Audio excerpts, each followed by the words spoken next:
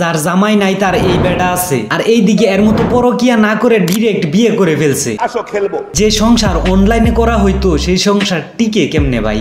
Divorce তো হবেই। যেহেতু আগে দুইজনই টিকটক সেলিব্রিটি ছিল, দুইজনেরই হয়তো চাহিদা একটু বেটার ছিল। যেমন খালাম্মার ছিল এর চাহিদা, আর এর চাহিদা ছিল এই খালাম্মার। এখন টিকটকার রাজা আগের বউকে তো আগেই ছেড়ে দিছে, এখন আবার নতুন করে বিয়ে করে ফেলছে।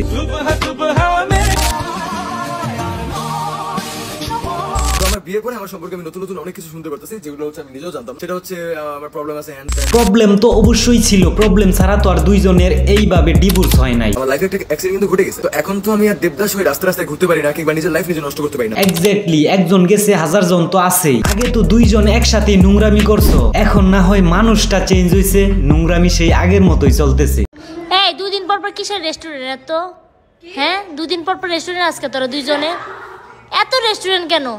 রেস্টুরেন্ট প্রমোশন করাইতে নিয়েছে, টাকা দিয়ে নিয়ে আসছে। কি মিথ্যা কথা, দুদিন পর পর দুজন দেখা করতে আইব।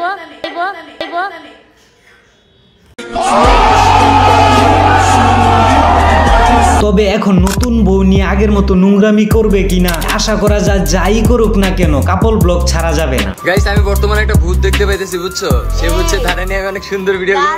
কাপল ব্লগ প্রত্যেক টিকটকারের রক্তে মিশে আছে। হ্যাঁ না, এটাই চাও যে তুমি ভূত হয়ে সেজে আছো। কি বউদের খারাপ দেখা যায় আমারে? কারণ বউ দেখাইলে মানুষ যে পরিমাণ টাকা পয়সা দেয়, মানে স্পন্সরে, অন্য কিছুতে এত টাকা দেয় না। এই জন্য তো তারা বউ নিয়ে ব্যবসা শুরু করছে। তো আমারও তো ভালো থাকার অধিকার আছে, তাই না?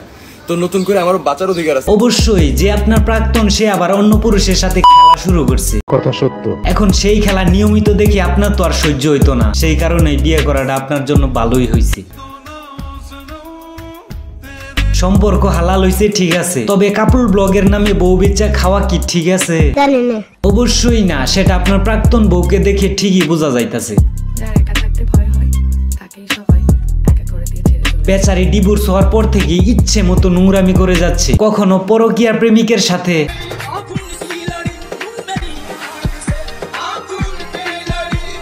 কখনো বেডাক্তার বেডির সাথে। আবার মানুষ যখন পায় না একদম, তখন নিজের হাত দিয়ে আবার কাজ চালায়, না মানে নিজের হাত দিয়া নাচের কাজ চালায় আর কি। বাই দা ওয়ে, টিকটকার রাজা মানে টিকটকের রাজা বাদশা যেহেতু নতুন একটা বিয়ে করেই ফেলছে, এখন ওইটা ভিডিও করে টিকটকে না ছাড়লে কি হয়? রাজার বউ কিন্তু সুন্দর আছে, রাজার বউ বলে কথা, সুন্দর না হলে কি হয়? সুন্দর না হলেও আইফোনের সুন্দর সুন্দর ফিল্টার আছে, সমস্যা কি? দেখলাম রাজার এক্স বউ রমজান উপলক্ষে ইসলামিক ভিডিও বানায়া টিকটকে ছাড়ছে।